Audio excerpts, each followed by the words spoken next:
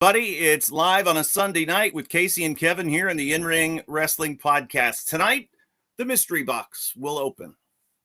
Yes.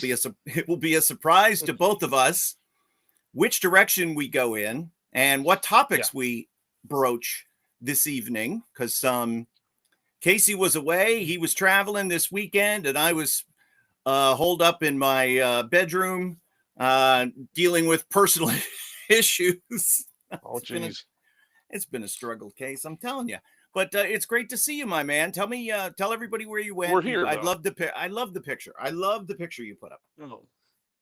Yeah, that's with my little mini me, my daughter, Izzy.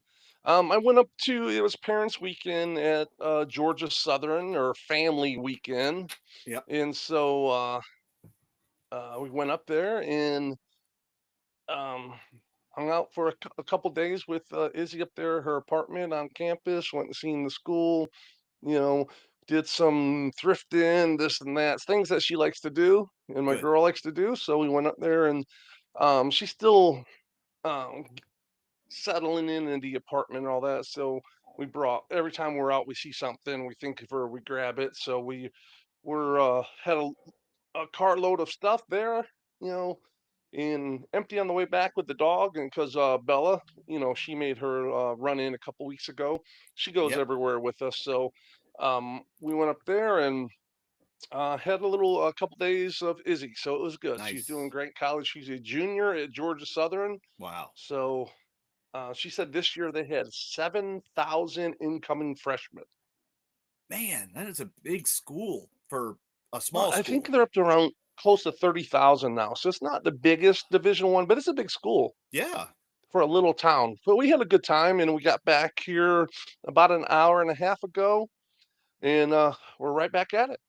So we were talking yesterday, just Casey texted, because last week I was in no shape to go, and I'll talk about it because I got to start talking about this thing.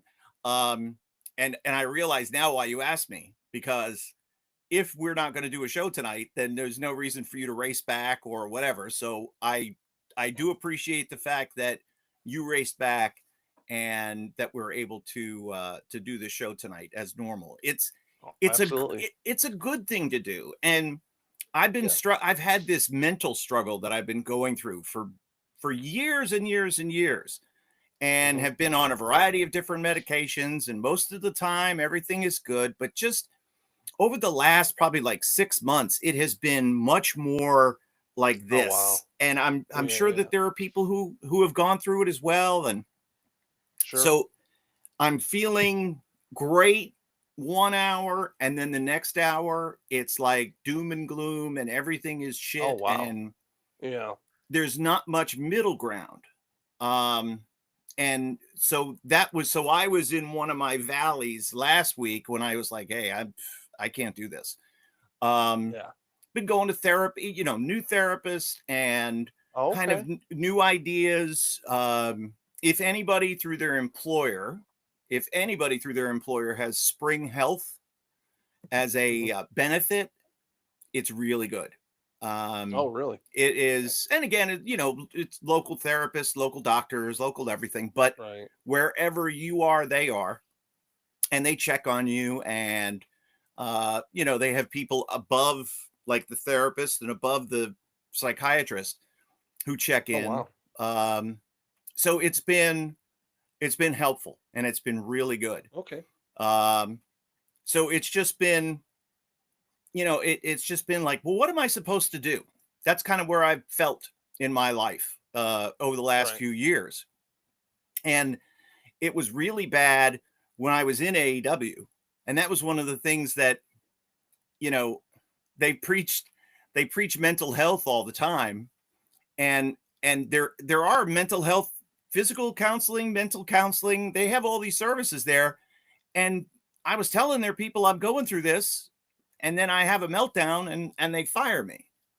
And it's like, I'm having a breakdown. You guys don't understand. Well, anyway. Well, it sounds like that's sort of like having sick days. You're going to have all these sick days, but you try to use the sick day, they give you like all kinds of slack over it and everything. Yeah, exactly. It's a benefit, but you're not supposed to use it. And but it doesn't diminish the good work that the people in AEW do, because Right. from the physical therapists and the trainers and the doctors and everybody that's on staff and on the counseling side, all of those people are great and super helpful. So all you AEW um, fans and world, universe or whatever they call their people. So Weirdos. you No, hear what do they Kevin call them? Kelly saying Yeah. Go ahead. marks. Oh no. uh, Kevin Kelly's not all about down in AEW.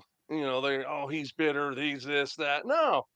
People go through things in life, and just because you're not with the company no more or whatever doesn't mean they have to be, old and bitter or whatnot. It's just things happen. Yeah. Life is life. So so all those people that are, that because they love to attack you on TikTok at times. So Oh, they but, do. of course, well, yeah, they attacked me too. So, but it's all good. No, Oh, but that's fine. the Oh, majority of the just wait till after what, tonight, because I'm fueled up. Just you wait. all right, I am ready. See, this is my therapy. Every Yes. Sunday night, I get on here for about an hour or so. Because mine is different. Um I'm not like that. I'm good. I'm just kind of, but my thing is, it's for my cognitive health, for my brain and stuff like that. This helps me because I have been hit in my head quite a few times. Been concussed. I know at least 11 times. So if that means 11 that I know of, I probably had 20 of them. So I Yeah. probably got some brain damage. But this helps me break all the cobwebs up, keep things going, and it's therapeutic for me too. So it works out good for both of us, hopefully, Yeah. and And everyone else that's listening. and it's interesting because there are some weeks, Casey, that you are better, sharper, Yeah, right, more quick to remember details than right, others. So right. it is a it's Oh, a yeah, I know those. I know how those are. I'm like, ooh, that was a rough one tonight trying to get even certain words out. yeah. You know, And again, it's a luckily I was never hit in the head. Um and I was there and sober minded for just about all of it. So I kind of remember, right? pretty much everything. Um, it's funny, my friend, you may know him, you may not. He's in TNA now. He's doing great. He's with one half of the Good Hands. He's doing a thing with Mustafa Ali, John Schuyler. So Okay, John Schuyler is a great wrestler and a better friend. He's fantastic. What a good dude. Um, and he will bring up things that I don't remember, like you know specific matches on episodes of Raw, because he'll go right. back and he's rewatching stuff, Okay, and he's in his mid 30s now, but so he was still like in high school or whatever when I was in WWE. right. Yeah, he was a kid. Yeah, and he's like, well, what about this with Ahmed Johnson? And I'm like, I don't remember Oh, that I don't remember that at all. Yeah, right. you did an interview with him or something beforehand. I'm like, really? I did? I don't remember that. But then there's Right. like little microscopic details of certain episodes and certain moments in time where I could tell you exactly where, not just the building, town, where I was Right. sitting, who was around, what we did, what I Wow. wore. It's like it's granular detail at some points. It's just funny how the brain works. I'll give you an example. I was Yeah. doing some stuff for one of the shorts, and I was looking up some stuff and just a little research and stuff like that. And I'm watching a video, and I'm like, it was a pull apart with Haku in WCW. And I'm like, Okay. oh shit, that's me. And then I'm watching a little bit later, and I'm like, oh shit, that's a pull apart with Sid and Hogan, and I was in it right next to Hulk the whole time. And I'm like, I don't even remember doing that. I didn't remember it. I remember Jeez. doing something in the back with Sid, Mm-hmm. but I don't remember being out there, and it's at the Orlando Arena back in the day. It was a Thunder taping, and I wrestled the first match, myself and a guy, which he swears he doesn't remember it.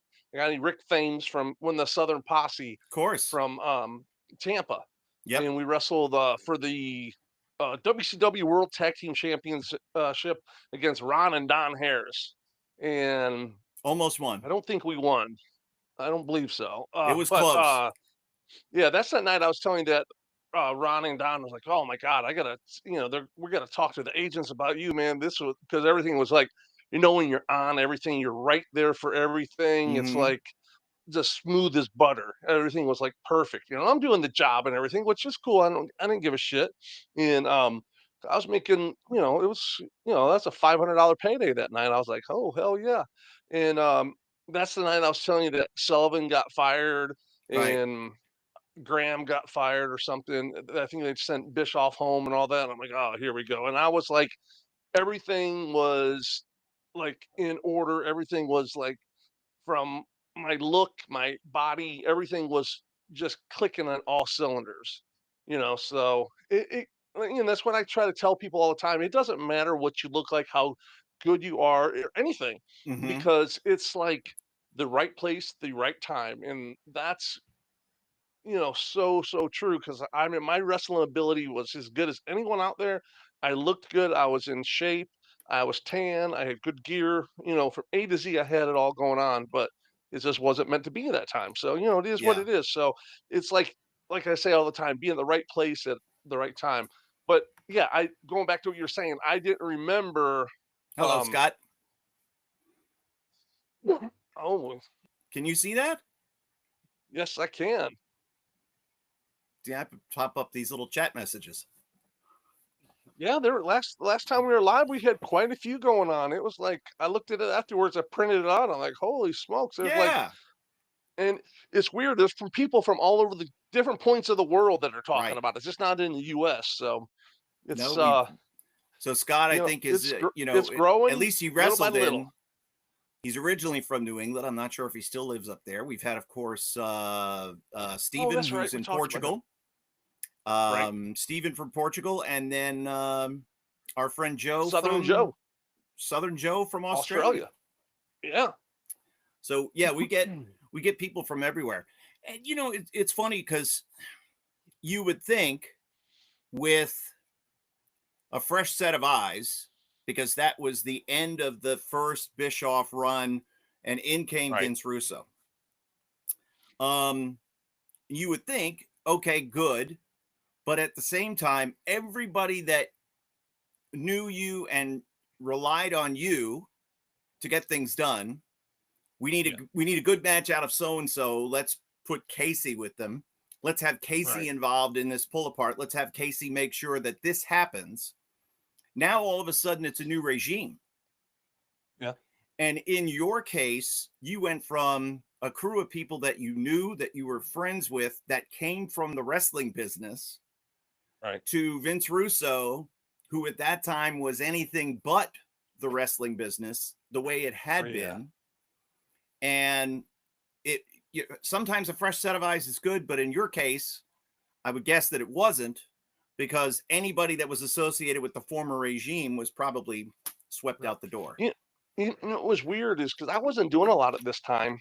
They just happened to be in Florida, so Mm-hmm. I said, you know what, I'm gonna just cruise up there, and I figure I'd go to the show, get free food, cater, and see the boys, stuff like that. Just pop in, and I don't know about now, but back then, if you went to a building, you look like you knew if you had a confidence that looked like you belong, no one questioned you. So Right. you walked in, and I was walking down the hallway, and David Penzer was like, um, I seen Penzer, and then I was walking, and he's like, he tells Kevin Sullivan, he's like, hey, Casey's here tonight. He's like, oh, and Kevin come walk on. He's like, hey, baby, I'll talk to you later. I'm like, all right, he was the booker, so he's going all over the place. So I went to catering and eat and everything, and Penzer's like, hey, you're working first match. I'm like, okay. He said, get your stuff. I said, of course. Yeah. Number one rule of wrestling: always have your gear. Now, If you're an number active one, wrestler. let me ask you about number one rule: always have your gear.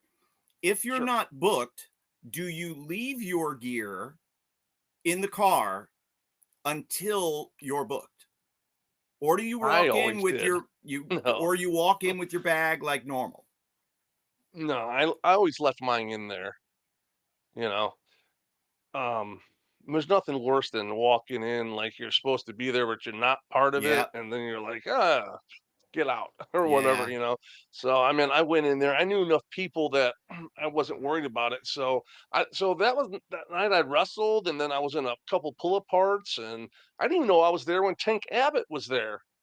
You know, Jeez. so and I would have the pull thought you apart would was with Tank Abbott and Haku or Ming there, and try I not didn't to even get any. realize it. Yeah, don't get any blood on you, right? That's goal. I got my nice clothes on.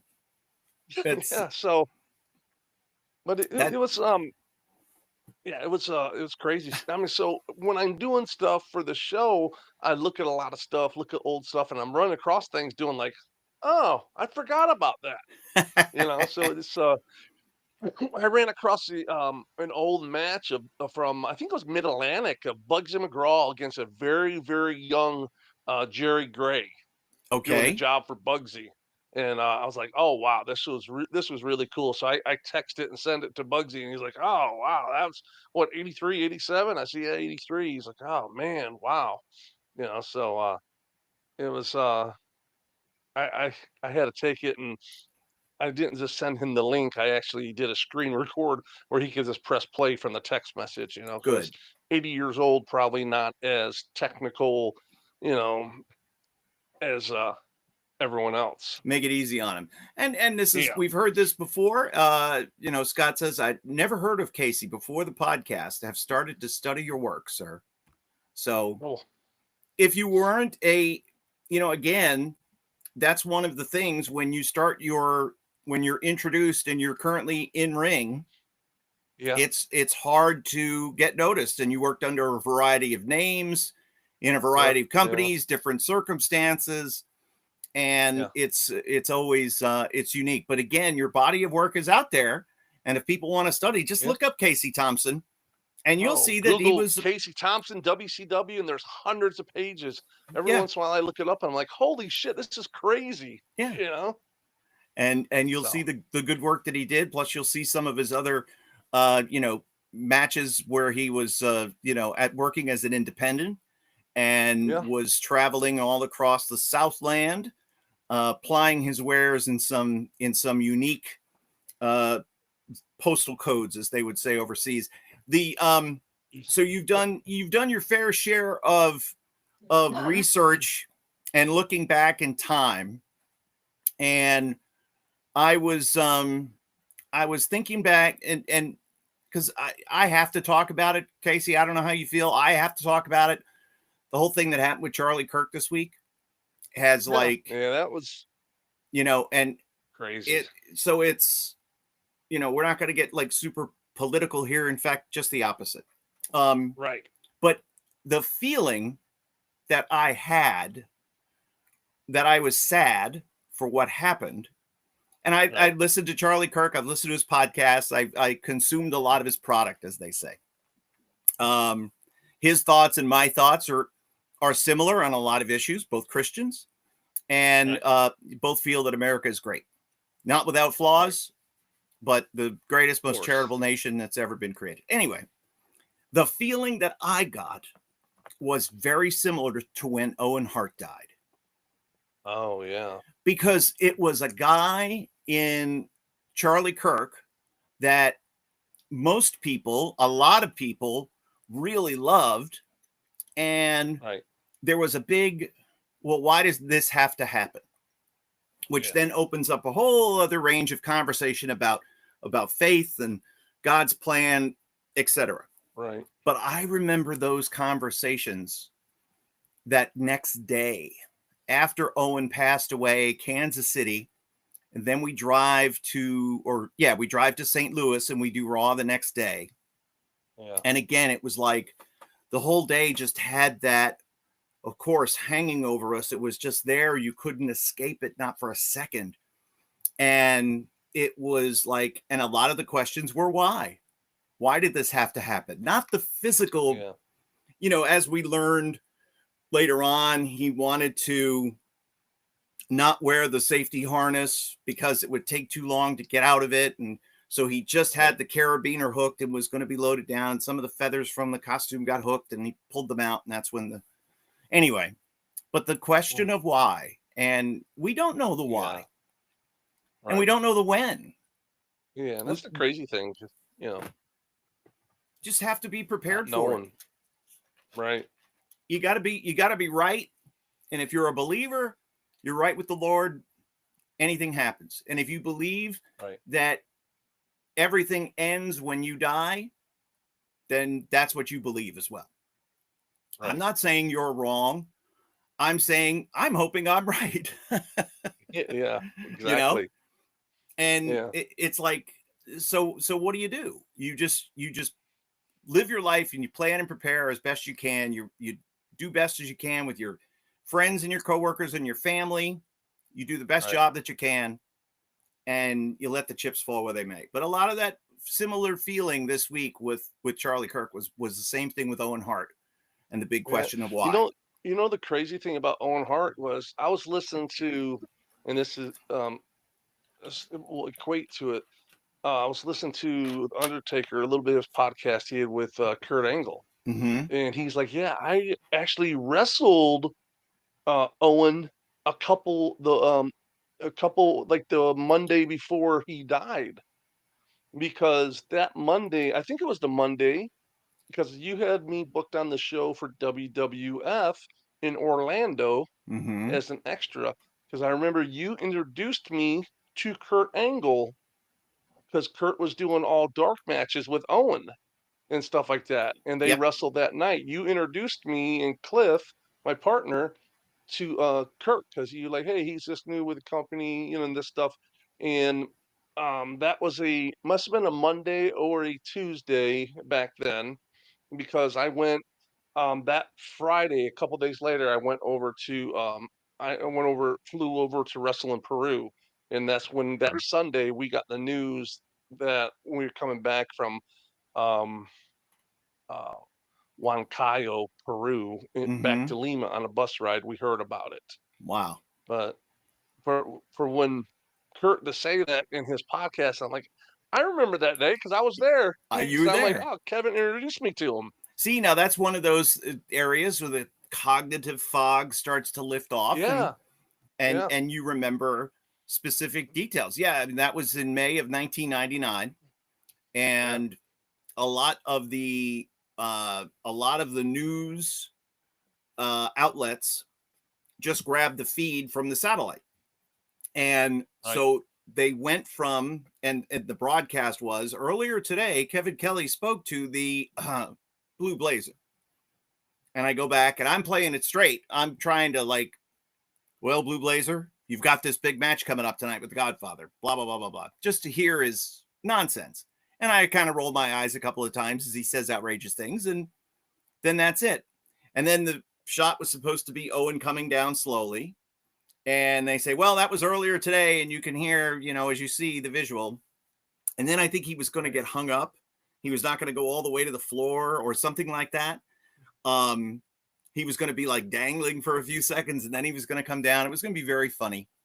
But, and of course we know what happened. So all of the news feeds, the news stations reporting on the death of Owen Hart had the footage of the interview that I did with him just beforehand. And I swear, oh, wow. So it was me, Dr. Tom, and Mick Foley jumped in with us because Mick had been riding with Owen.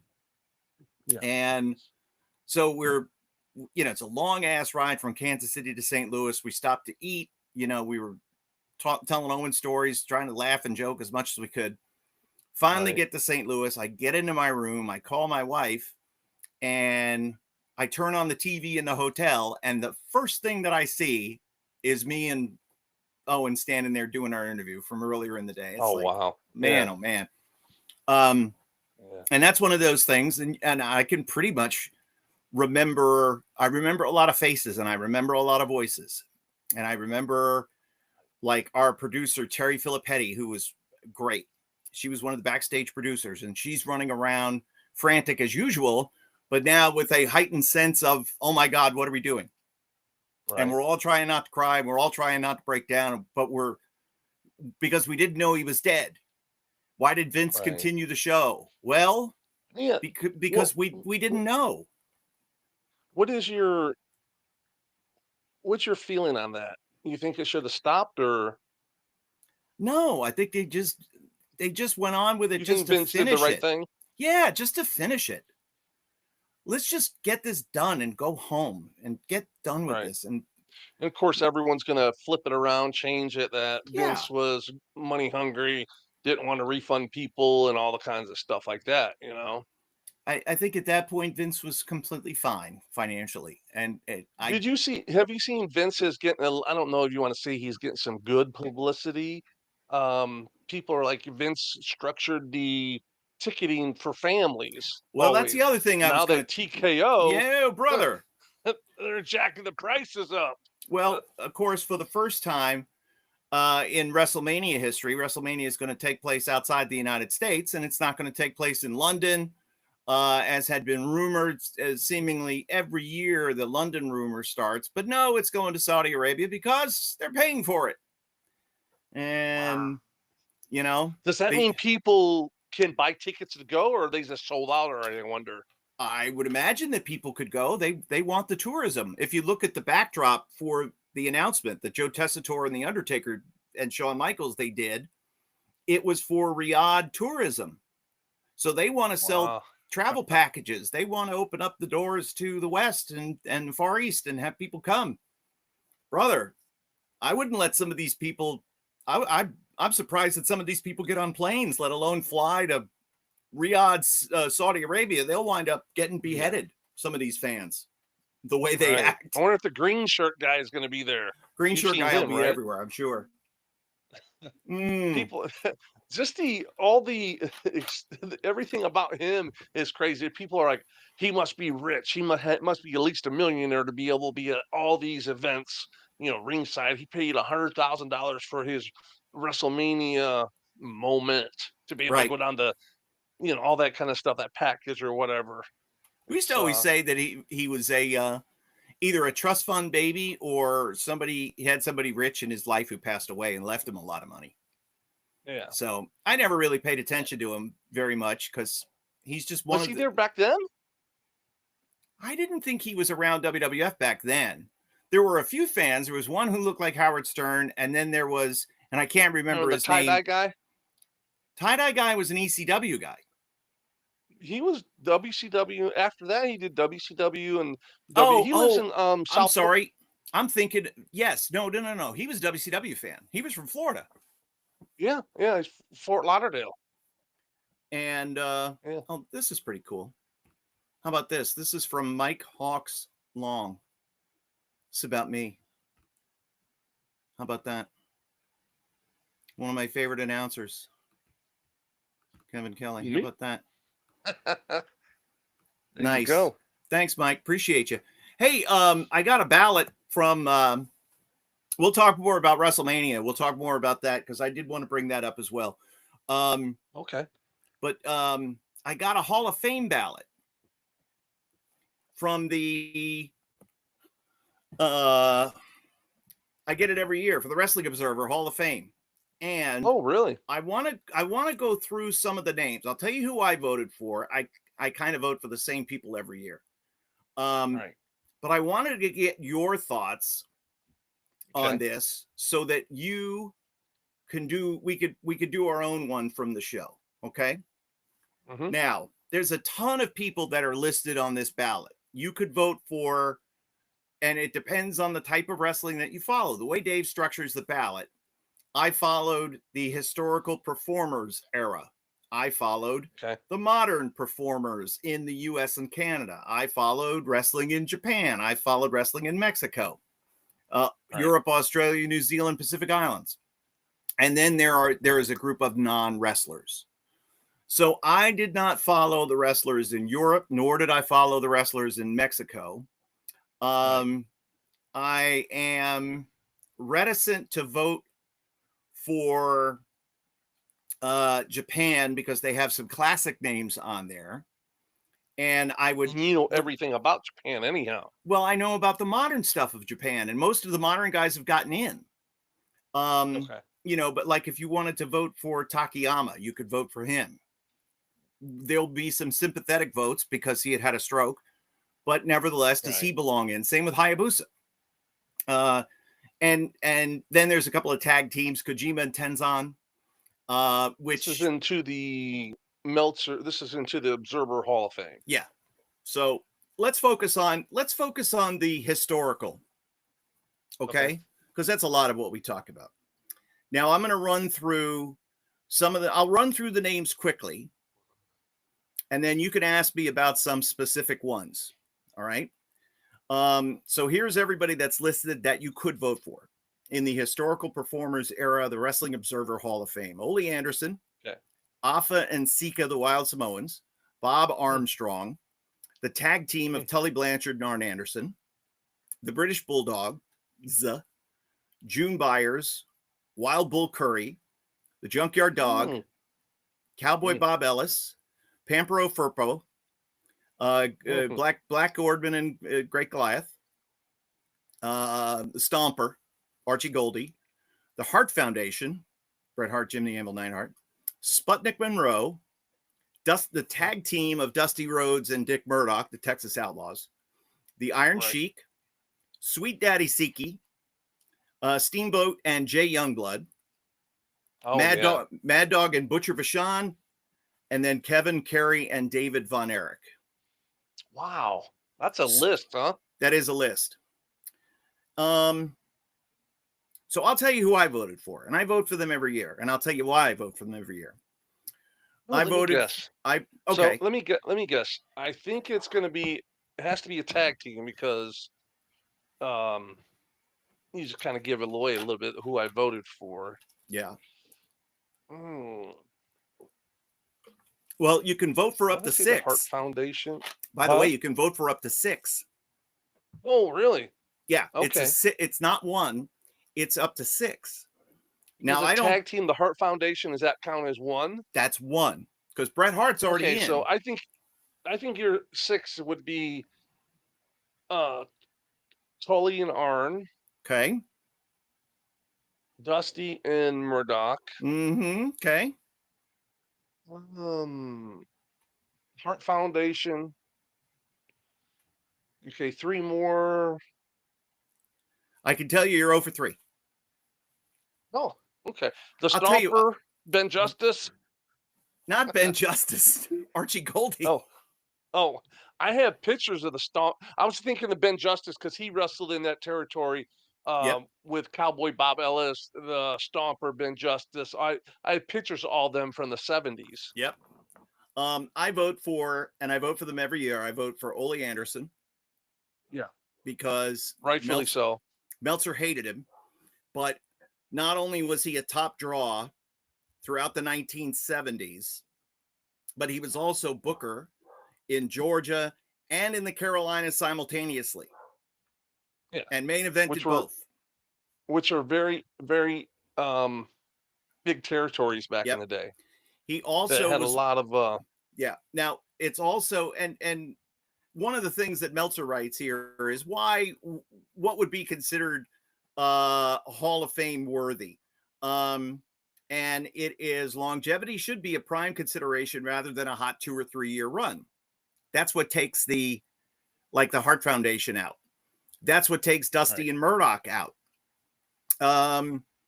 And unless someone is so significant as a trendsetter or a historical figure to the business or valuable to the industry that they need to be included. However, longevity without being a long-term main eventer, top draw, or other top caliber in-ring performer should be seen as relatively meaningless. But obviously, when you look at somebody like, the criteria for the Hall of Fame is a combination of drawing power, being a great in-ring performer, or excelling in one's field of pro wrestling, as well as having a historical significance in a positive manner. Ole Anderson was part of the reason why everything happened with WCW, with the Monday night, or rather the switch of WWF to George's TV time slot, and all of the things that happened since then. Because the $1 million that Crockett paid Vince for the time slot was the money that he used as a seed to fund the first WrestleMania. Yeah. So obviously Ole Anderson for me is in that list, but just on his work alone, I put Ole in there. Oh, he was good. I loved him. He's good on the stick. Yep. He was a main eventer everywhere. The turn of 1980. Go look that up on YouTube, kids. and watch that whole thing unfold and how it was this 18-month angle. And it was He was the brilliantly first done. Rock. He was the first Rock. That's why when you hear Yeah. the Horseman, they call him Rock, because that's what his last name was, Rogowski. Yep. And I know Meltzer knows history. Okay, I got it. I know he's a goof. Okay, but he knows history. And this is his Hall of Fame, and I get to be a voter. And so there you go.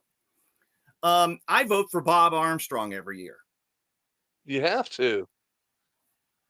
Main event guy, top draw, historically influential with 4 sons in the business, and affected the business in a positive manner. I can't think of too much. Still to this day. Yeah. Still to this day, he hasn't wrestled in. How long has he died? How long ago did he die? 20 years ago? No. He died like 3 or 4 years ago. Oh yeah, that's right. But he wrestled into he had a match in his 80s. Yeah. He had one match after he turned 80 years old. Still to this day, he is very, very well known in that. They'll say, oh, well, he was regional. Yeah, but he sold out. He was the top of every region when he went to. He was a main eventer. Whether it was Memphis, whether it was Knoxville, whether it was all throughout the Pensacola territory, Bob Armstrong was great. Bob Armstrong was great in Georgia. Then the other name that I always vote for is I always vote for the Junkyard Dog. Oh. And I think of the cultural, my next 2 people that I'm going to tell you I vote for every time are because of cultural significance. Yeah. What the Junkyard Dog did, gotta be in it. I think, again, for what he represented for that time in that region. Yeah, he was big money. Yep.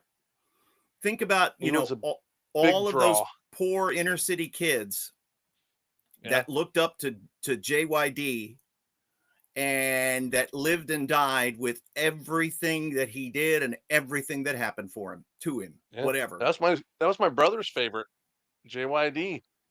And Sylvester. Right, Sylvester Ritter. And when people saw him later on, when he was just the barking dog and, in WWF after he left in 1984, and, there you go. When you start to see, and that's all you saw, but man, when you heard his promos in Mid-South, brother, and that, the blinding angle with the Freebirds. Oh yeah. Wow.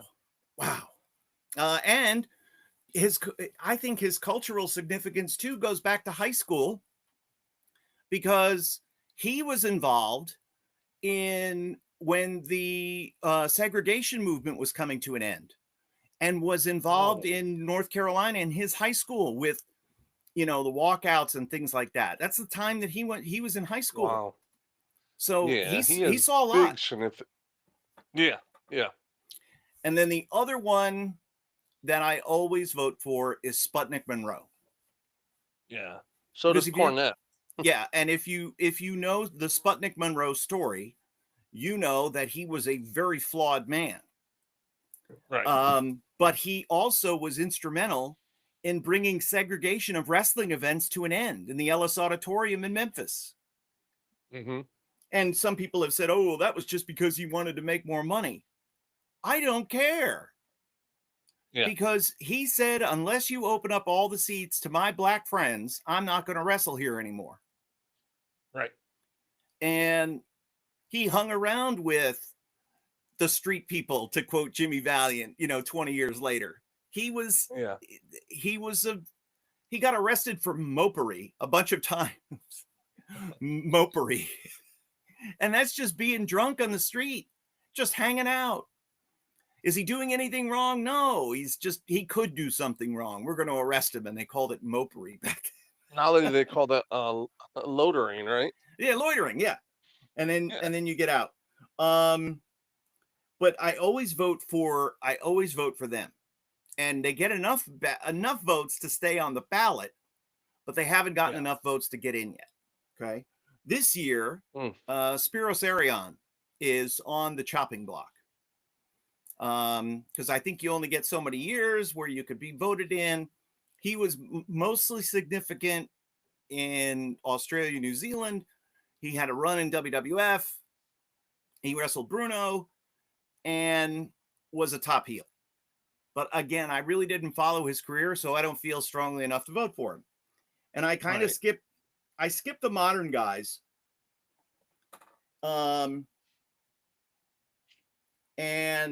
It's good to see FTR on the Hall of Fame ballot this year.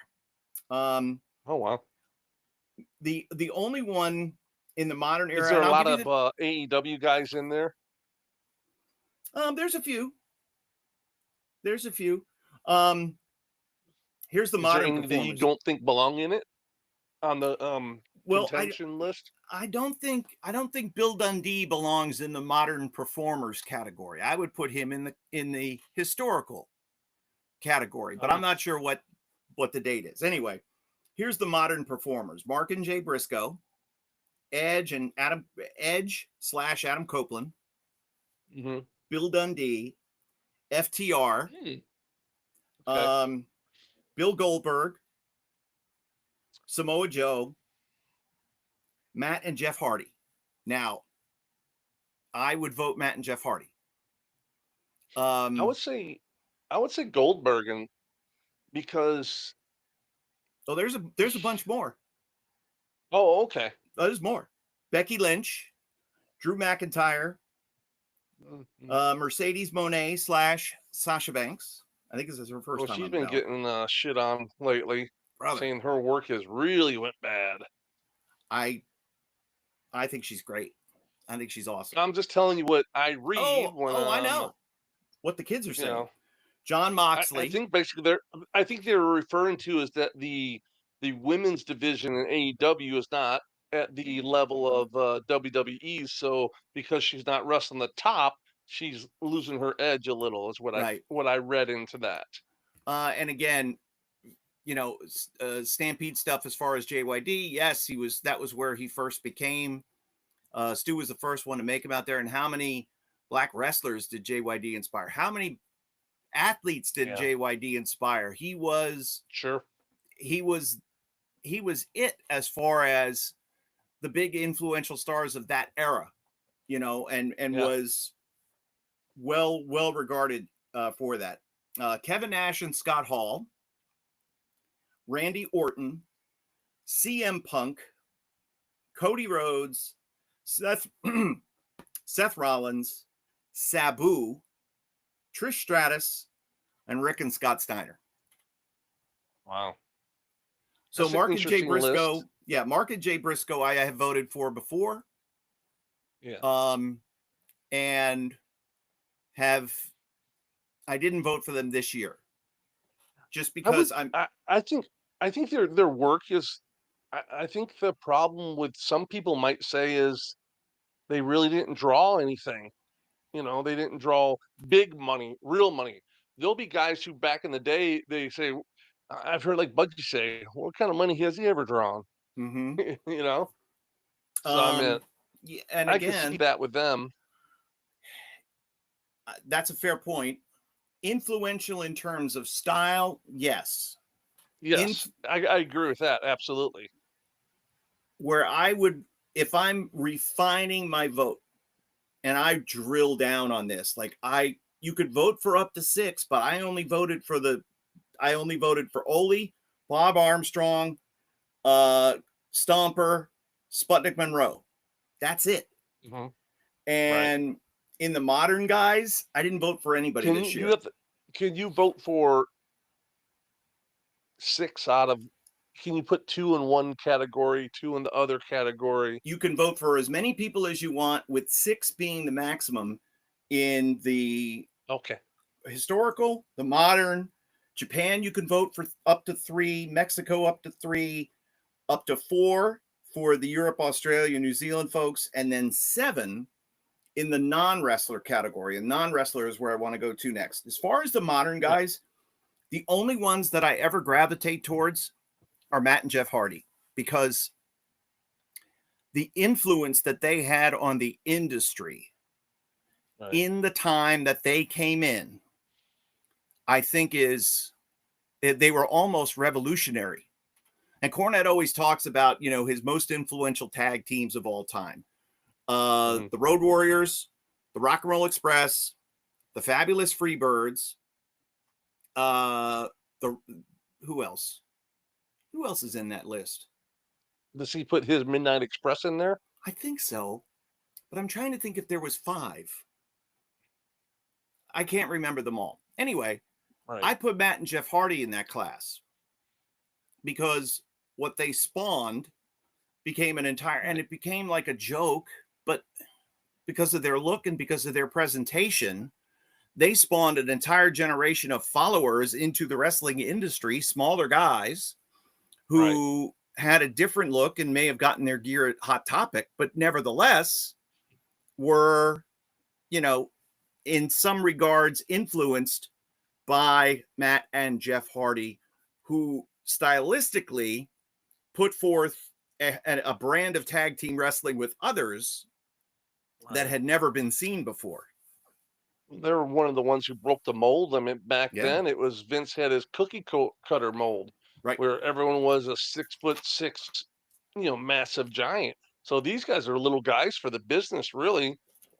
Right. So yeah, I would think, me personally, I think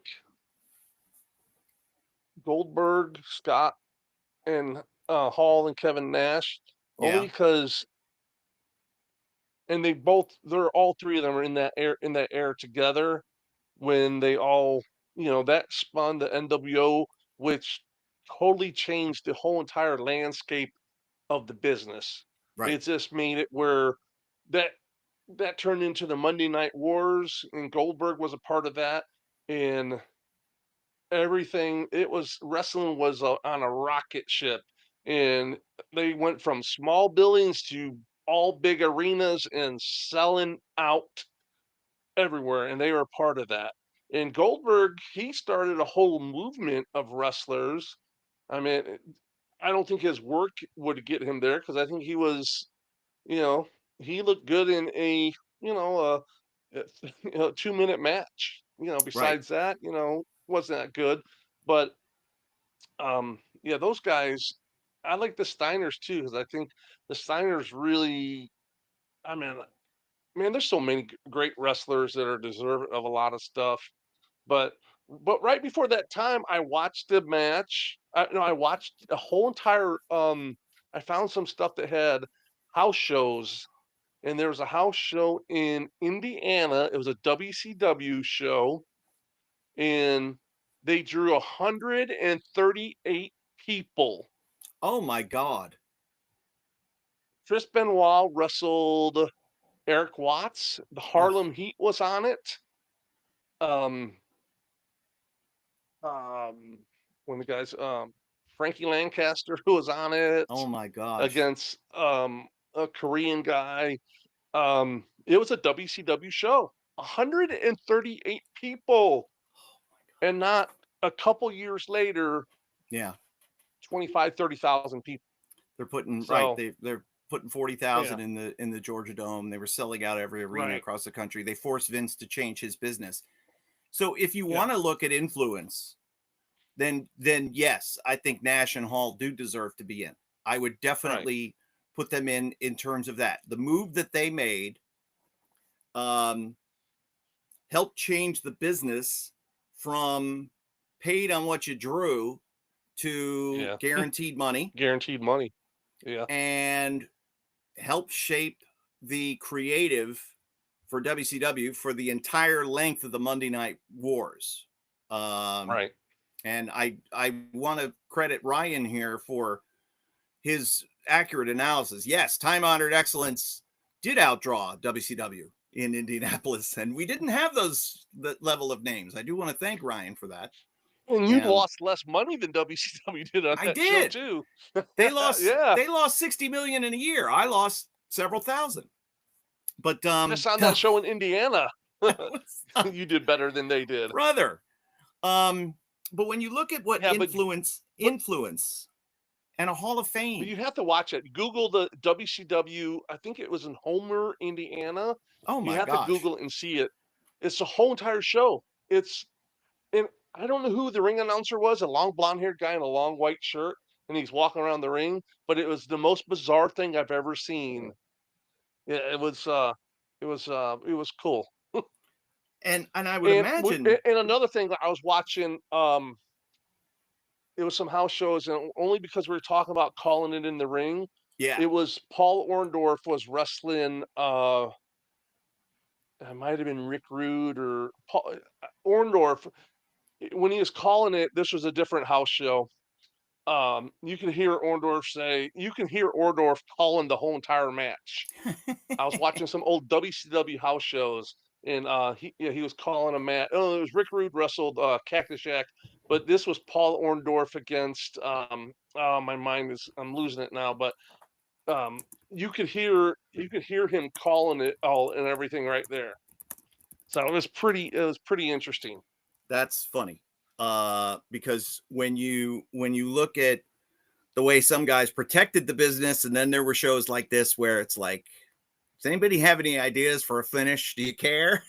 Does anybody? Yeah. It's like, whatever. But I guarantee you that those 138 people had a good time. They had a lot of fun. All right, now let's go to the non-wrestlers, okay? Because we could spend some time on this, and I'll leave out some names, but anyway, you can vote for up to 7 people in this category. Dave Brown, the old Memphis announcer. Zane Bresloff, the WCW promoter. Bobby Bruins, who was influential in the business. Bob Caudle. Joe Higuchi. I'm not sure who Joe Higuchi is. I think he was a referee. And anyway, Jim Johnston, the music guy from WWF. Larry Matuszek, who was Sam Muchnick's right-hand man in St. Louis. Great historian of the business. James Melby, another name I'm not sure of. Bill Mercer, the world-class announcer. Gorilla Monsoon, who's in the non-wrestler category, so that would be for his announcing work. Rossi Ogawa, who was the Stardom. He was in charge of Stardom. Moving on. Reggie Parks. People are going, he's got his fingertip on everything. What did Reggie Parks do? Oh, I don't know. He just made every freaking belt that there was, right? If it wasn't for Reggie Parks, all these collectors, none of that would have been. He took belts to a new level. It's everybody. I would say that he certainly created his own mold because he made belts differently than other people had made in previous. Bigger, but not so monochromatic. There were some that just had a big plate and sharp edges, but he made it look artistic, if you will, and it was really fine work. And they changed in the time too. They changed over time. My favorite's the territory days, the smaller, like the Florida title, the Southern title. Those are my favorite belts. And not like the teeny tiny belt that like Lou Thez wore, the old the old world title. Because that to me was like almost trophy like a belts. Yeah, it looked like a big belt buckle. Yeah. Anyway, so Reggie Parks, obviously influential. Morris Siegel, who was the Houston promoter, the Houston booking office, Texas booking office, involved in all that. Tony Schiavone, who I voted for last year. George Scott, who was a wrestler, but in terms of this, he's because of his booking in Mid-Atlantic and probably WWF. Oh, WWF, he booked everywhere. Where else did he book besides the Carolinas? He started a lot of guys. Really? Well, I know that his influences as a booker changed Mid-Atlantic's business, changed Crockett's territory from a tag team territory to focusing on singles. And that's where, where you got Wahoo Valentine, and then Flair. Through Wahoo, you got Flair and Steamboat and Greg Valentine. So those guys kind of all came from that same tree. Kevin Sullivan, who we mentioned before, ding, ding, ding, and who I voted for this year. How could you not put Kevin Sullivan in terms of his influence as a booker in wrestling? Yeah, he's one of the, you can name top 5 greatest minds ever in the business of wrestling. Mm-hmm. You know, I would agree you with know, that. not even the fact that he was a former business partner of mine. Right, but notwithstanding, and Right. Yeah. I fought tooth and nail to try to get him in to help book Ring of Honor. Because why wouldn't you want the greatest booker alive? I'm Right. sorry. Yeah. I would want the greatest booker alive to come in and help the company that I work for. Excuse me. Was Cornette there then? No, Cornette left, Oh, okay. and Gotcha. Cornette wasn't booking anymore. Okay, Mike That's a Tenay. Cornette's a weird fit for Ring of Honor, isn't it? On the surface, you would say yes. But if Right. you saw Cornette in Ring of Honor, he loved and appreciated the modern style because Really?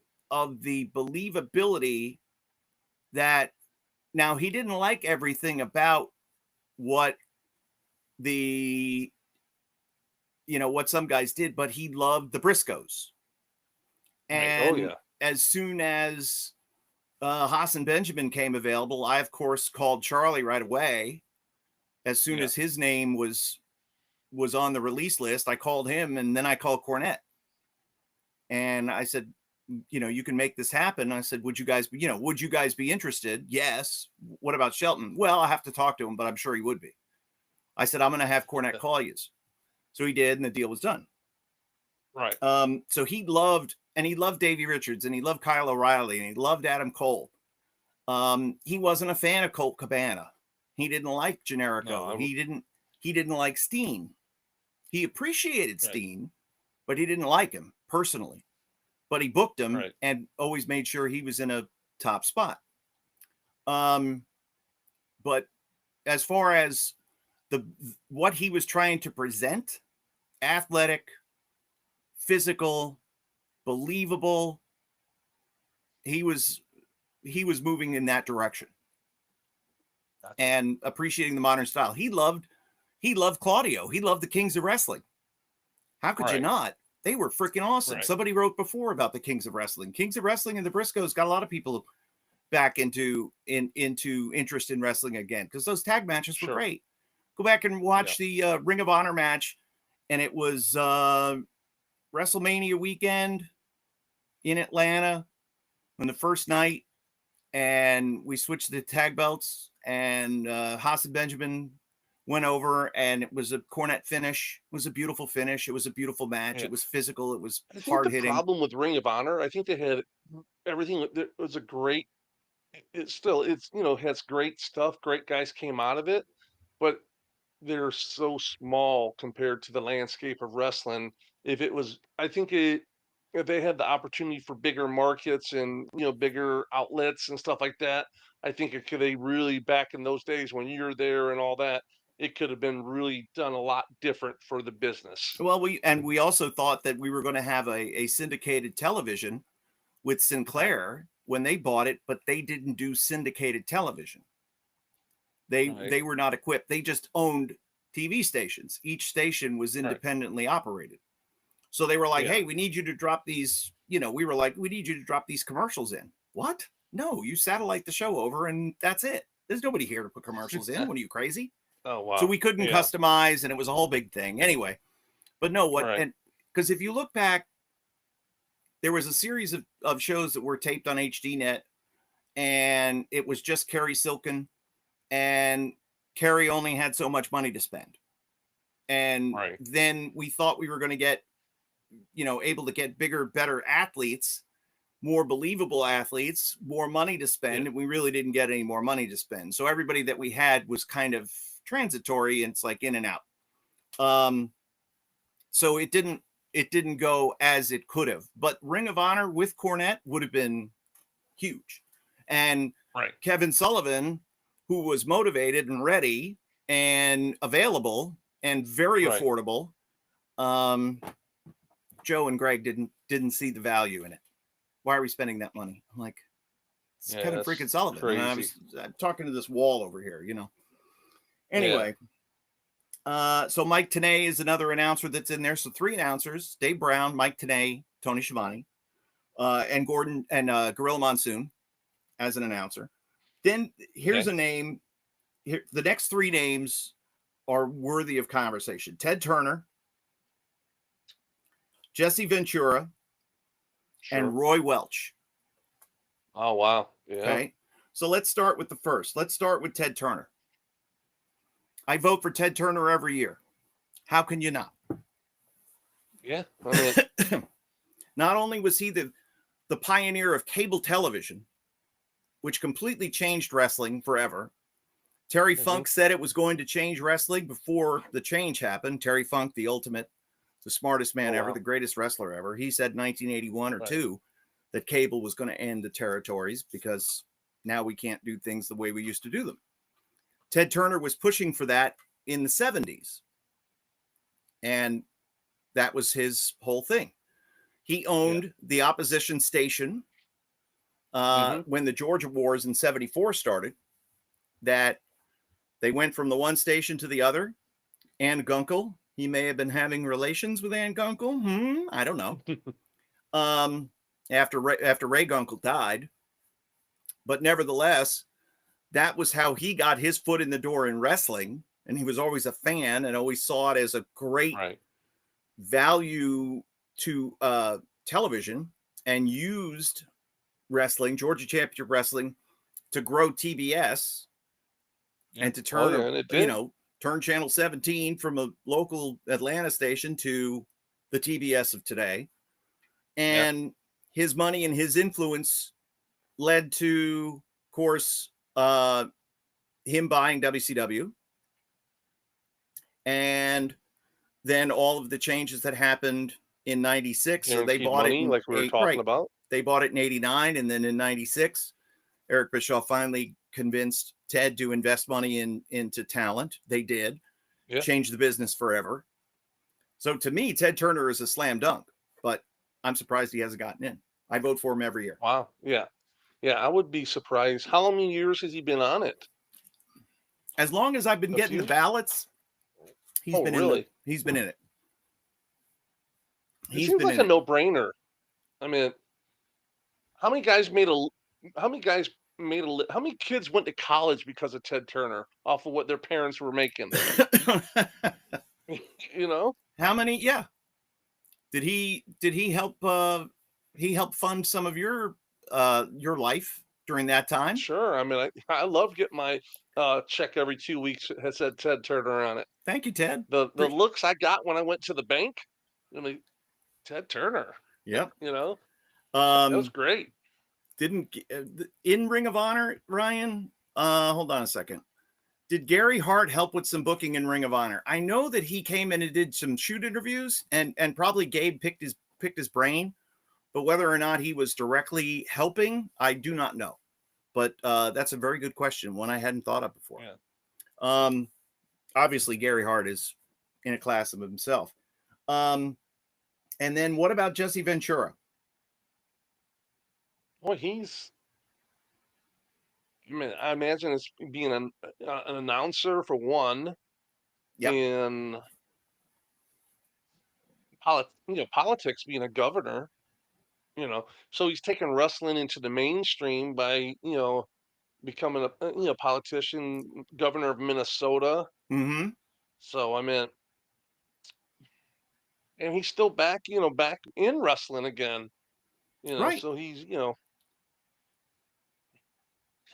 he's interesting. My vote one of my 7 would go to Jesse. You could vote Jesse in, and nobody I think would blink an eye. And then he's a hell of a storyteller too. Oh yeah. He blames Hogan for everything, and he never did anything wrong. And then Roy Welch, who I vote for every year.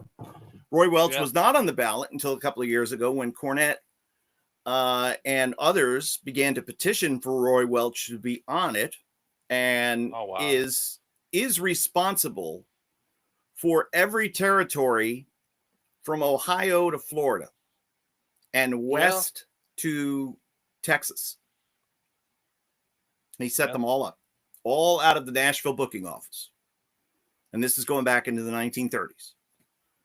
Wow, that's The patriarch, of course, of the Welch Fuller Golden family. And you talk about Ron and Robert Fuller and the Fields boys and everybody else. All of them were related to Roy Welch. that's the And truth. That's the first bloodline of wrestling. yes. And if you listen to Ron Fuller's podcast, you learn the history of the family where, Roy Welch was 9 years old and was left to stay out in the prairie by himself for 3 months to watch the cows at 9 years old. Wow. And trained with the original Dutch Mantel and was part of the oh gosh, I'm trying to remember the gentleman's name who was who had the Boys and Girls Ranch because that's where Eddie Graham came from. Okay. Yeah.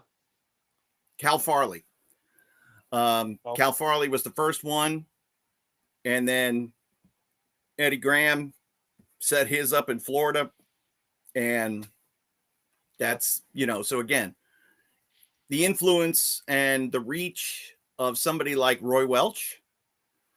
Sure. Again, people, the history of wrestling being as it is, some people know it, some people don't. You think because people don't know the history of wrestling, that's why he's not voted in yet? He wasn't even on the ballot until Cornette and Brian Last started petitioning him, and all of Cornette's listeners began to petition in. He wasn't on it. How many of those people are?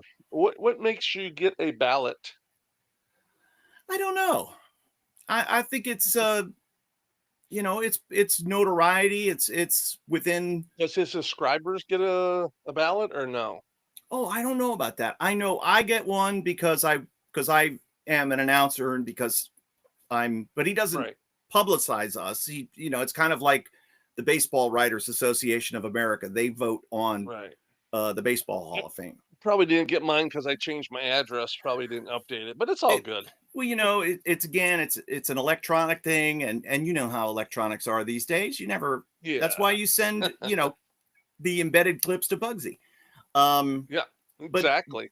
But yeah, so I think that in terms of names and reach, I mean, there's a couple of modern names that I wanted to ask you about specifically, and whether or not you think they belong in the Hall of Fame. What about CM Punk, and what about Cody Rhodes? A lot of people say that they shouldn't be in a Hall of Fame when they're still active. Somebody said that earlier in the chat. Yes. That's there are a whole host of names every year, people that get voted into the Hall of Fame that are currently active. Yeah, that's I know FTR's on it and stuff like that. I mean, man, that's tough. Are they worthy of Hall of Fames eventually? Yes, absolutely, yes. Without a doubt. But I mean, you take CM Punk, and you were there. Were you there before he was at AEW? No. Okay, so, but it seems like he was carrying. He was carrying the weight of the company on his shoulders for a while, I would say. After Cody's departure, ratings were up and attendance was up when he was there because it drastically dropped when he left. Correct. So I'm sure Tony Khan's really happy that he's still got Jungle Boy though. Again, Tony felt he was afeared for his life, so he says. Again, I got hired because of CM Punk. That was the reason I got my job. Yes. Now I don't know if CM Punk said, "I want Kevin Kelly," or if CM Punk said, "I want anybody calling my matches except that Excalibur." Oh, he didn't like Excalibur. No, because he's one of the Bucks boys. Yeah. He didn't like them. He didn't, and again, their history notwithstanding. So the only way that they could get Punk back on AEW TV is to create another show for him. And it was going to be separate but equal universes. Never Okay. say the word roster split. Never say the word, on the Collision brand or whatever. But the talent that were featured on Collision were not featured on Wednesday's Dynamite, and vice versa. And How many shows they have right now? 3 or 4? they have Ring of Honor, they have Collision, and they have Dynamite. They don't. And they have people sitting at home still that don't ever get on TV. Right. They don't have the Friday night show anymore, which I can't even remember the name of.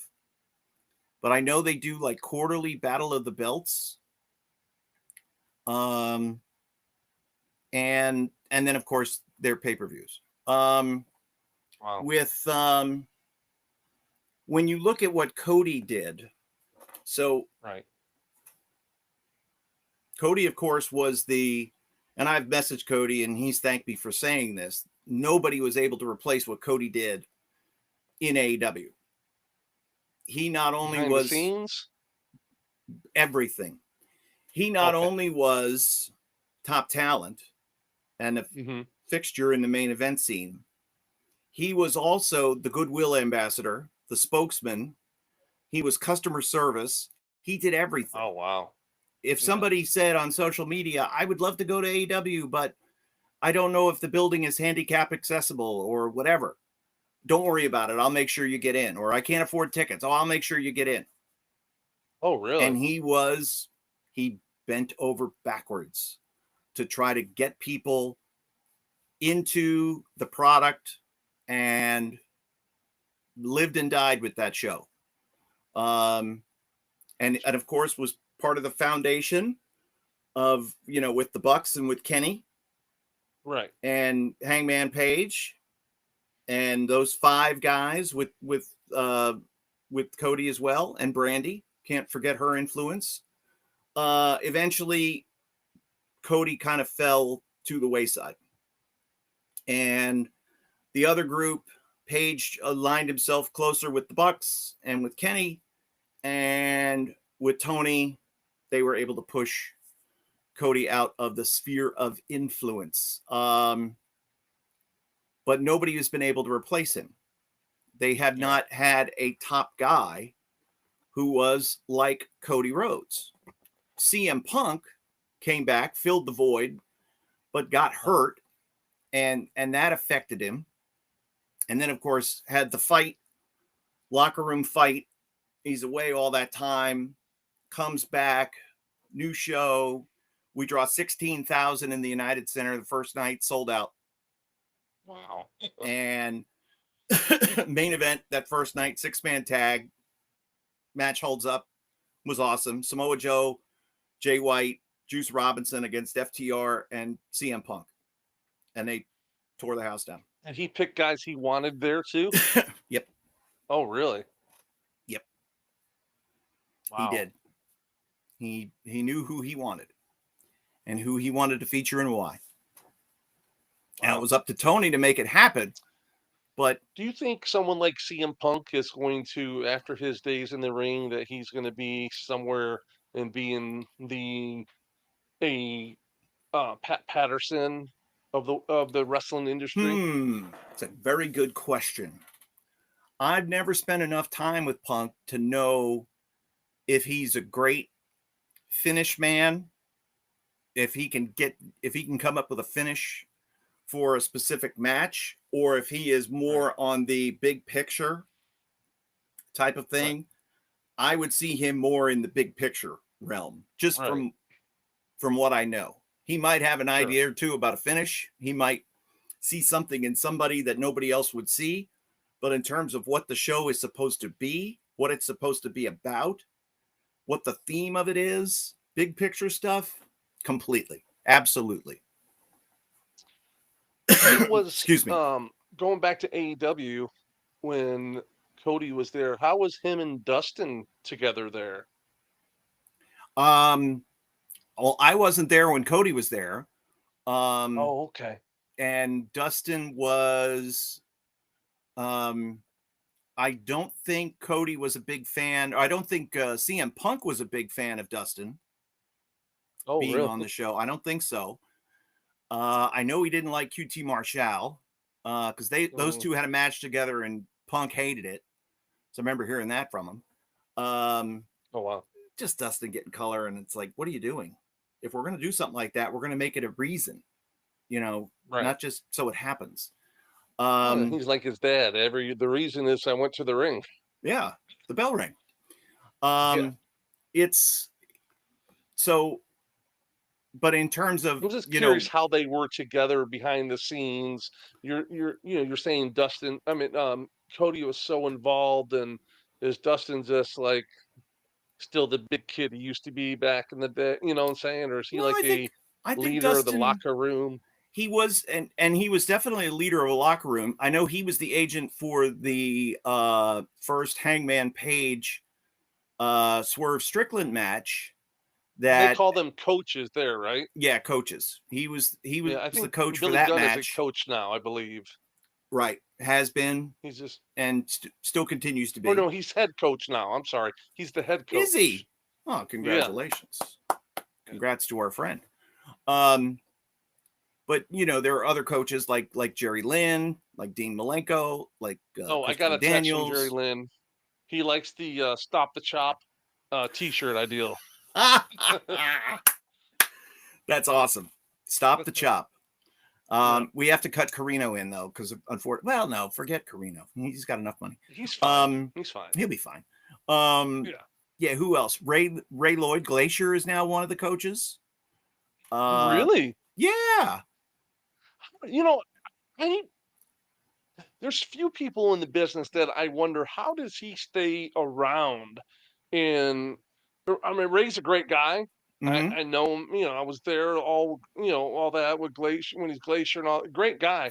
But I always wondered how does he always just keep sticking around? Like he must have a friend that because his work wasn't like Hall of Fame worthy. His Right. wrestling career wasn't Hall of Fame worthy. He was a solid talent, but it's not like creatively he was like, oh my God, this guy knows the business. He understands the business. You know, he might understand the business, but I'm talking to the level of like the next, like we're talking about the next Pat Patterson or something like that. Right. So I wonder Well, how he stays around like that. I don't think. Well, okay. So I know Ray is a very good trainer and has trained Hmm. a lot of guys in Georgia. He Okay. was also a high school coach, so he knows what it takes to work with and motivate athletes. You Gotcha. don't, and again, you don't have to be a main eventer to be a great leader in a locker Right. room and organize and get matches together in the ring. Yeah. In fact, a lot of the best guys in the business weren't necessarily main eventers, like Dr. Tom Sure. Pritchard, for example. But obviously, history dictates that he's one of the best coaches of all time, one of the best producers of all time, with all the talent he's trained.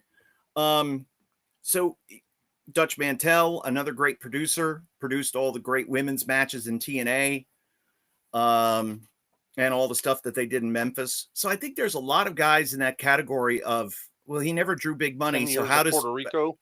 Yeah, right, in Puerto Rico, of Dutch. course. Yeah. What does Ray Lloyd know about drawing money? Well, he may not be necessarily in that position because there's 20 matches at a taping and one person can't do everything. When I hear that, when they say, "Oh, he's never drew money," yeah, and I agree with you that just because you haven't drawn money doesn't mean you don't know how to draw money. Correct.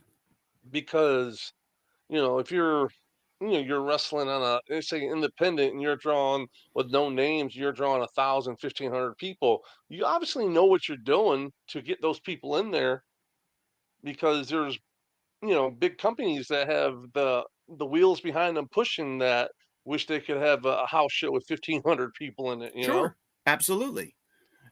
When you look with and I think that here's a thought, and Ray's relationship with DDP, of course.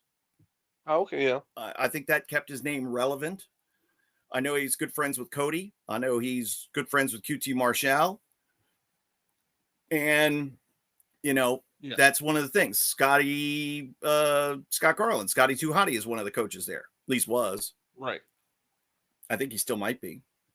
But in terms of knowing what to do and knowing how to be, I think they've got a pretty good array of coaches. And certainly the coaches had a lot of good ideas, and whether or not the talent was constricted. Ding, ding, ding, ding. Yeah. Do we get them to listen? That's the other thing. This is just an educated guess. I would say they're just doing what they want to do, and that's just a guess. If they don't, but I know I'm right. If they don't like what they're being told, more than one has gone to Tony Khan and has gotten their way. Yeah. So that's fact. Yeah. When you look at, a lot of times Vince was that way. Vince would play both sides. The agents were master the heat of it, though. Yeah, the Heat. They were the Heat. They were the Heat spot, or they would be the ones to give the bad news. And then if the talent wanted to go and complain to Vince, Vince would always put the whammy on them and get them to see things his way. Right. But he was a master of doing that, though. Yeah, psychology and could just look at you and talk to you, and all of a sudden the idea that you hated, now you're agreeing with and loving. Wait a minute, what? And it's the same thing, and Pat had the relationship with Vince where he could tell Vince no, that's a terrible idea and I'm not doing that. But Pat also knew Bruce Pritchard knows what Vince is going to go for and knows the mood that he's in that day and where he is mentally, what's going to fly. So there's art and skill to that. But yeah, and in terms of guys going to Tony and being able to, I found talking to Tony Khan to be like a fool's errand, because it just frustrated me that he didn't ever see things.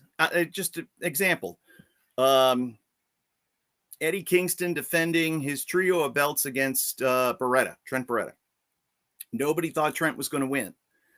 So I said, let's start to talk about Eddie's next title defense, which is coming up in a New Japan show against Gabe Kidd. And he was like, no, I don't want to do that because it gives away the finish. And I said, nobody thinks Trent's going to win. It's the red herring. And he didn't understand what I was explaining to him, because as the match unfolds, as wrestling goes, and the challenger is sticking around longer than he thinks, and all of a sudden we might be seeing an upset here, and then Eddie Kingston catches him with the finisher 1, 2, 3. He survives. So you're building that guy up in the process too. Thank you. And I'm telling the story about here I was already writing Kingston versus Gabe Kidd coming up next, and we nearly had an upset. Or I may need to change that and may need to put Beretta's name in there against Gabe Kidd, because look at what Beretta's doing. He didn't understand it. And as soon as he pushed back on me, I just shut down. I just said, no, it's fine. Whatever you want. And he was like, oh, it's okay. You could say. I said, don't worry about it. I'm not going to go there. And I just, at that point, I was just like, I'm done. Does Schiavone push back on anything, or he's just happy to be there? And happy to be there. Happy to be there. Rolls his eyes. Says everything behind his back that he wouldn't say to his face, but Did you vote for Tony in the Hall of Fame? I did. Okay. I would put Tony Schiavone in there. I've hemmed and hawed about Dave Brown. Because Dave Brown was the sidekick to Lance Russell, who's in. And Monsoon, the wrestling knew Lance Russell. Dave Brown, Memphis people knew. Exactly. Nobody goes out of their way to listen to the great Dave Brown calls, because he didn't have any. But in terms of being able to help keep the boat going straight and following Lance's lead and being there as Lance's sidekick to help him, he made Lance Russell better. So which helped the program, which was his Right. goal. And he kept that program on the air for a lot of years because he was still the weatherman at Channel 5. And as times changed and wrestling wasn't as popular, it was still, it was still on Channel 5, largely because of Dave Brown helping to make sure that it was. Right. Another name, this is a good one. Candido would have been a great coach. Absolutely. Yeah. Mhm. Absolutely would have been a Yeah. great coach. So, okay, what do you think about the Hall of Fame ballot process? What do you like it? Do you think it's do you agree with some of those names? Are there anybody that's like, as I said, those names, you're like, what? Or do they seem pretty reasonable? No, I think it's pretty reasonable. Because he has so many different categories they could fall in. Mm-hmm. I think it's a very interesting um process, but I I'll think give you it's the pretty thorough. like some of the like I don't know enough about these Mexico names. Right. Angel Blanco and Dr. Wagner, Sangre Chicana, El Dandy, Dorrell Dixon. Dorrell Dixon, of course, I know, but I didn't know Dorrell Dixon had a Mexico run because I'd never followed him. He sounds like some really good restaurants, though. That's my extent of, How of dare you? knowing. Triple A La Parca, which I don't. There's a bunch of different La Parcas. Did you ever Yeah. get hit with a chair by La Parca? No, I've Good. seen Lil Parker duct taped to the chair before from the Steiners, but Oh no. oh, they tormented the Mexicans when they came in. Oh. They'd be duct tape and get pushed around there, and when the chairs with wheels, they get pushed around the building everywhere. It was crazy. So this year I voted for Ole Anderson, Bob Armstrong, Junkyard Dog, Sputnik Monroe, Archie Goldie, Ted Turner, Kevin Sullivan, and Roy Welch. That's who I voted for this year. And to think I've wrestled some of those guys you voted for. That's awesome. Yeah, I wrestled the Bullet. The Bullet, man. Wait, Yeah. did you wrestle him as the Bullet with the mask? Yes. That's awesome. Yeah. I walked into the hotel, and this was for a show for Steve Armstrong, which I Okay. hear he's not doing really well either. A lot of dementia and stuff like that, which is really sad because Steve was like one of the greatest guys ever in the business. Yeah. Was just really, really cool. Steve and Scott, and all the Armstrongs, Brad, everyone was really really cool. I walked into the hotel, and they're all in there smizzing, the whole family, Family, and he's sure. like, "Oh man, Casey," is like, uh, so I got to find. I'm working him. He's like, "Hey, I've heard a lot about you. Just please don't hurt me." I'm No. like, "No, it's all good." I'm like, "Why don't we just start off slow and we can taper down from there?" He's like, "Oh, that sounds good." Tremendous. So yeah, I got there, and the ring was probably about 5 foot off the ground. And I'm like, "Holy shit! How is he going to get in this ring? Because I'm going to have a hard time." And we started off slow and really tapered down. Had a great match with not barely doing anything. The people wanted to kill me. He was the biggest thing ever in wrestling, and yeah, it was one of those things that it was really cool. Um, there's not many guys that can say they've wrestled all the Armstrongs, so it's kind of cool that I was able to wrestle all of them. That's really So cool. When Bad to yeah, the Bone hit and the people went, "Wah!" wow. Right? Couple hundred people and blew that roof off the building there. Damn You right. know, You I felt it. wrestled Kevin Sullivan a lot. I wrestled Junkyard Dog. So it's you know, yeah, it's fun. It's cool to sit back and reminisce and think about it. Like you're talking about guys that are, you know, on a Hall of Fame thing that I've Mm-hmm. shared the same ring with. It's Some of the guys, Kevin Sullivan, I was a business partner with in a wrestling company. yeah. You know, so it's It's amazing when And when I look back at all the people that I've worked with, and how they all turned out and where they went to, whether I knew them when or whether I got to work with them later in their careers. Right. I mean, it's a who's who. I mean, come on. Sure. It's incredible. Well, I mean, you got The Rock, which, he's the #1 actor. Of course, a lot of talk lately about him losing all that weight. I Yeah, what's that guess about? couple reasons. I heard one, there was something with his heart was going on that you need to, Ease you're weighing off the over 300 gas. pounds. You're putting, what's that? Ease off the gas. Get off.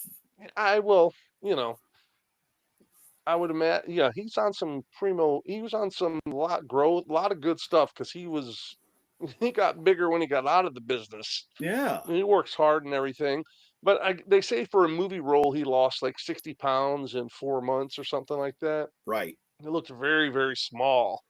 Supposedly, I that the Smashing Machine movie is going to have Dwayne Johnson in some Academy Award consideration because of his Really, wow. portrayal of Mark Kirk. Yeah, I heard it's a really, really good movie. Yeah, I have to check it out. Yeah, so it'd be interesting to see.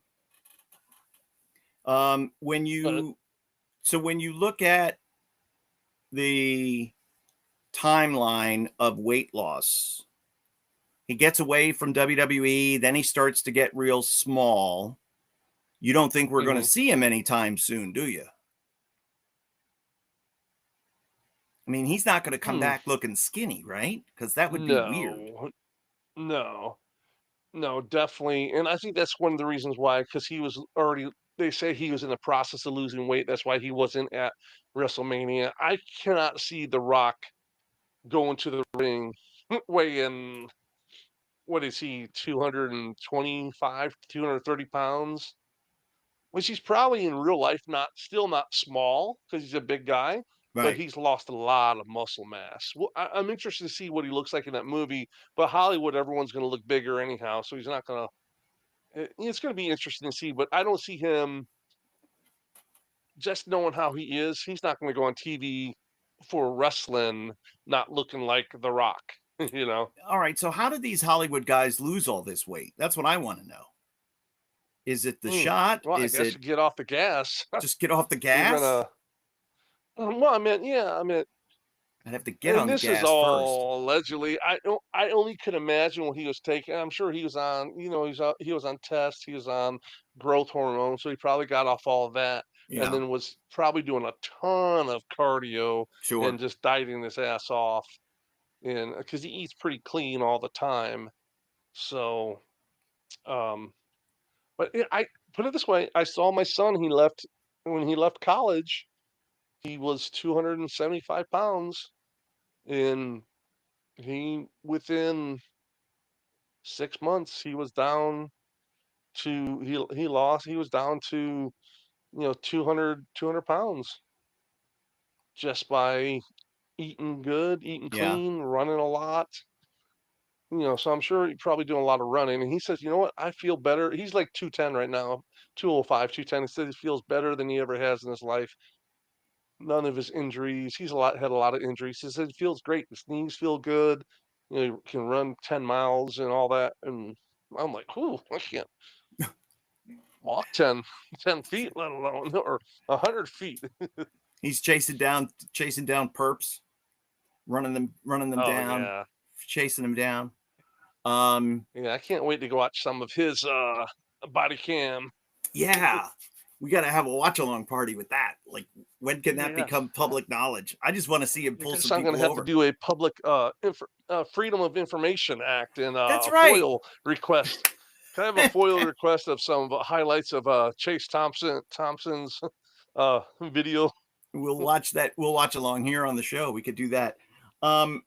Next. All right. So wait a minute. Somebody gave me an idea before, and now I want to see if I can find it. Hold on. Because it was a good idea for like a future episode. And I think I'm just going to have to download it as a text. And then we'll see. All the Yeah. Wow, there's a lot of comments today. I know. Is that 61 or 81? I don't know. Oh, I Let's haven't even looked at them. That's why I have. So I didn't know until last week I could turn them on.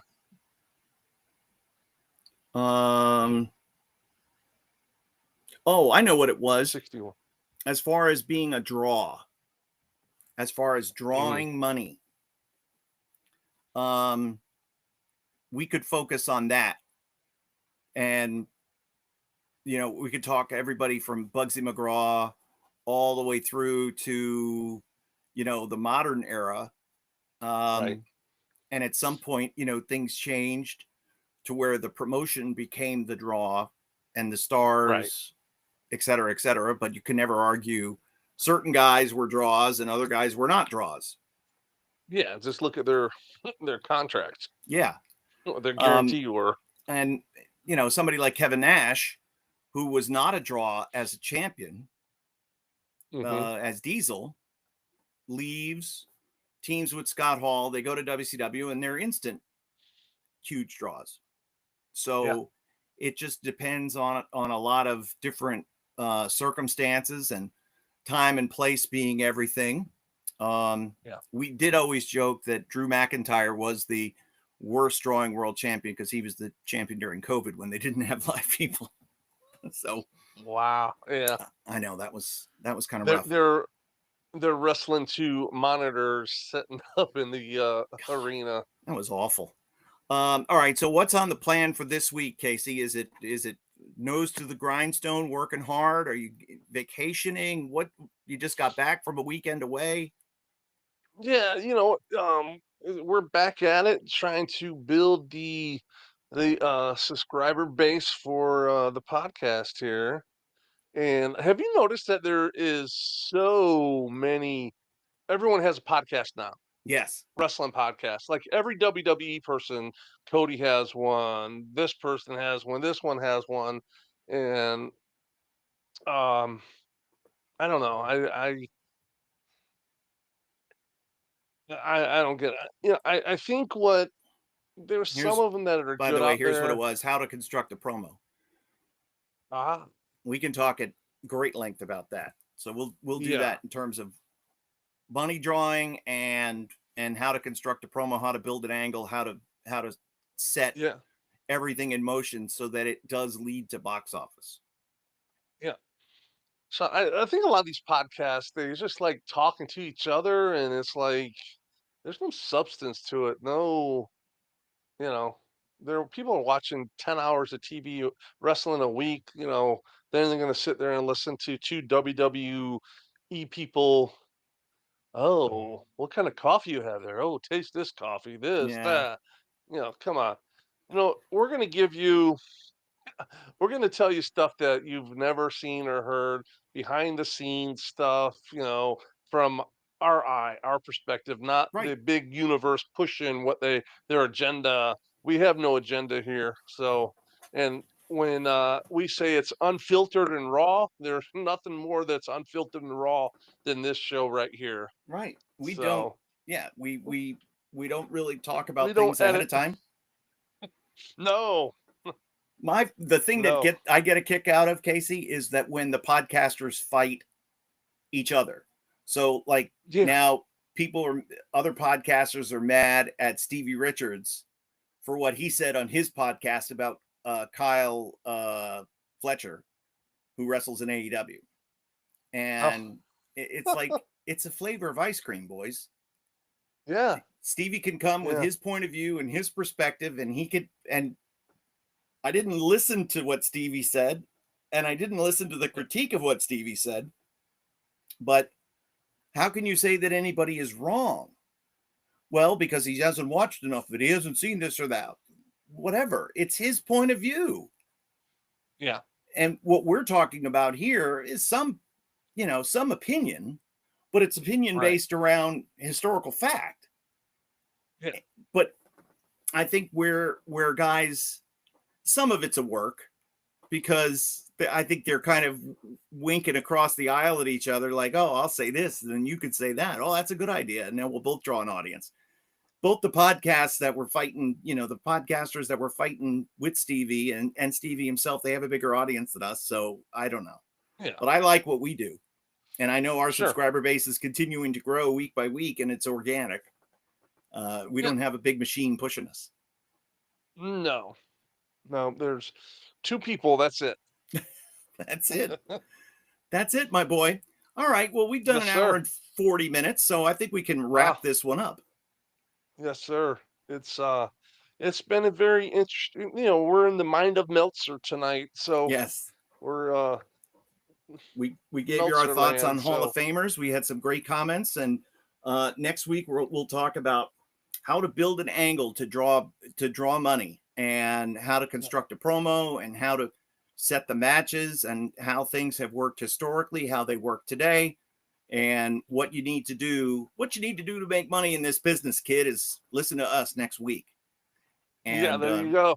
we'll just all I'm going to do is steal from everybody that I worked with, which is, I don't have an original idea. I just have ideas that have worked for other people. So No let's one just do has that. any original ideals in wrestling. Everything's No, recycled. So it was all old stuff. the people that draw the money are the ones who listen to the good ones. Yeah, exactly. Cornette would always say, well, we did this here. And I'm sure Pat Patterson, a lot of his finishes had been done before he had seen done, or Right. had come up with them originally, or somebody else had come up with them when he worked with Roy Shire, who knows when. But Right. that's what wrestling is. Wrestling is the art of duplication, and you just construct it for the people and the surroundings and the time. And if it works, it works. There are certain things you must do. There are certain things you can never do. And then everything else is, it's hope and a prayer. But anyway, we'll talk about that in depth next week.